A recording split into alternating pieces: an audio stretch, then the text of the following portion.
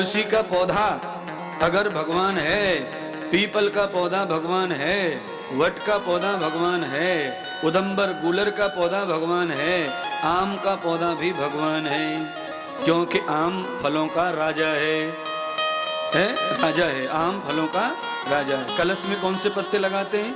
आम के। तोरण में कौन से पत्ते लगाते हैं? आम के। इसलिए प्रवचन किसे सुनाओ? आम को।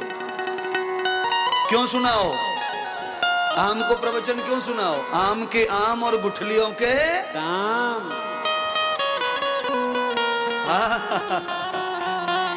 आम ही एक ऐसी चीज है जिसकी गुठली से भी स्वर निकाले जा सकते हैं।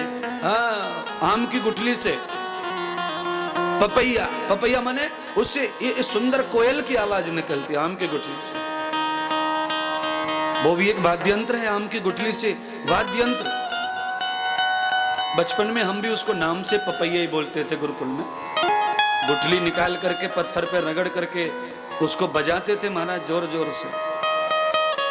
कंठ बनता है उससे। शंख बजाने से भी कंठ बनता है, शंख से, गुठली से। और अभ्यास तो अभ्यास ही है। जो बहुत देर में समझे उसको समझाओ, तब आदमी विद्वान बनता है। आपने बोला और सामने वाला समझ गया, ये नहीं विद्वान बनेंगे कभी, अभ्यास होगा ही नहीं। सामने आदमी समझने को तैयार ही नहीं है, समझाओ, समझ ही नहीं रहा, वो पढ़ ही नहीं रहा। ऐसे मूर्ख को पढ़ाने से टीचर होशियार बनता है।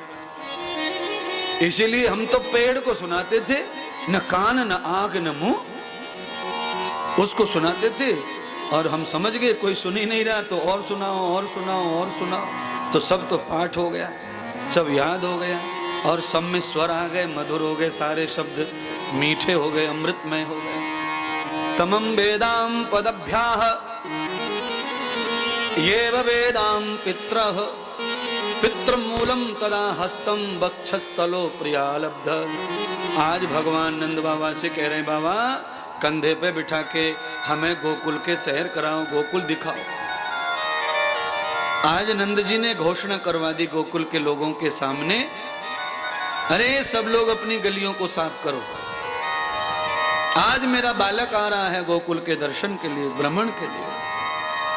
आप ध्यान करना, इससे यह शिक्षा मिलती है कथा से कि जब भी हम अपने बच्चों को गोद में ले जाएं, घर से बाहर निकालें, तो हम ऐसी गली, ऐसे लोगों के ऐसे दर्शन कराएं जो लोग अच्छे हैं।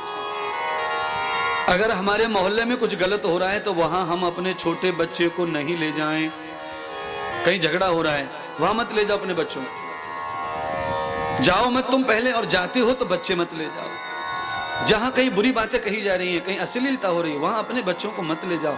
इसलिए नंद जी ने देखो सिद्धांत ये रखा कि मेरा बालक पहली बार गोकुल में आ रहा है, इसलिए उसको अच्छा लगना चाहिए, ऐसा सजाओ, मेरा गांव अच्छा दिखना चाहिए। और सुनिए, अगर गांव अच्छे हो जाए तो शहर कोई जाएगा नहीं। माने